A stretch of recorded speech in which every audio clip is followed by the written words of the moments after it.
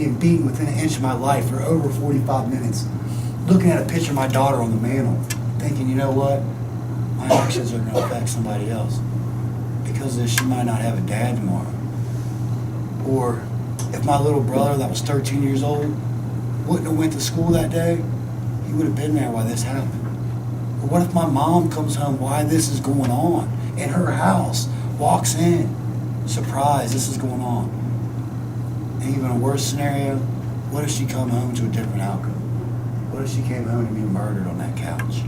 Now this is the first time where I really start to see how that choice that I made back then and the actions affected others. I never seen it until this point. And again, I don't deal with emotions well, and I didn't this time either. You know, I lost all care for everything. I spiraled out of control for the next 13, 14 months.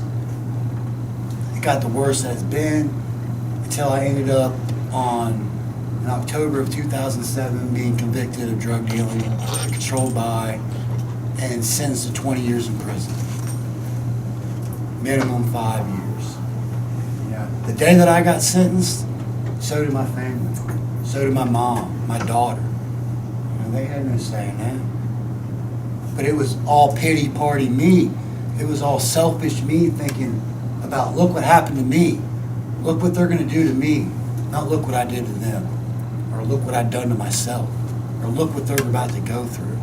I never seen that. I never thought about it. And because of that, I went into prison with the wrong mindset. With the same negative thoughts, the same negative thinking. You know, the same criminal activity. I went in and quickly assimilated to my ways. I went in with the same criminal mindset. You know, I went in there using. I went in there and was involved in violence, gang activity.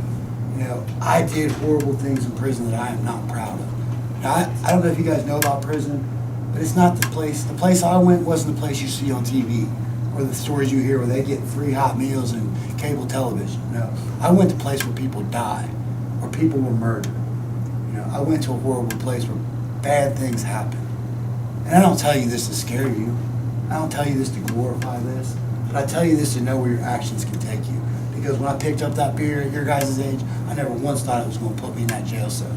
And I never once thought the things that happened in there was going to be because of it. But it was. You know, so bad things continued to happen in prison. I wouldn't change. You know, probably the worst I've ever been. The worst of my heroin addiction was while I was in prison. And it all boiled down, you know, to the last major consequence of my life, the last major action was December 10th, 2010. There's a facility-wide lockdown in the prison I was at. And I look over and start to see all the commotion in the cell beside me. I see correctional officers. And it's my guy's cell, you know.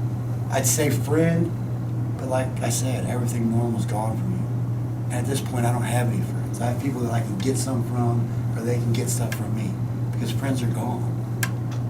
But as a guy that I associated with every day, that I use drugs with every day, and I see them all in there, my first thought's better him than me, because that's the selfishness of this. And as I keep looking over there and looking out my door, I see a bunch of officers, and I see the warden of the prison, and that's not something normal that happens there. And then I see the medical staff, and then I see a gurney coming out real slow, and a body bag with my friend, guy, whatever, in it.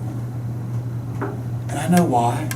You know, I know he'd overdosed because I know what he does, because we used together. You know, and the first thought in my mind was disgusting. You know, this is a time when this man's family probably had peace for the first time in their life, because this is a family disease. Our actions affect everybody around us. And this was the first time that they probably thought they wasn't going to get this phone call, that their son was all right. That when the phone rang in the middle of the night, it wasn't somebody saying their son was in jail or dead. You know, right before Christmas, they had peace. It was about to be broken by a phone call that their son had overdosed in prison. And my first thought was not remorse for this man's family, not sadness, not guilt, not grief.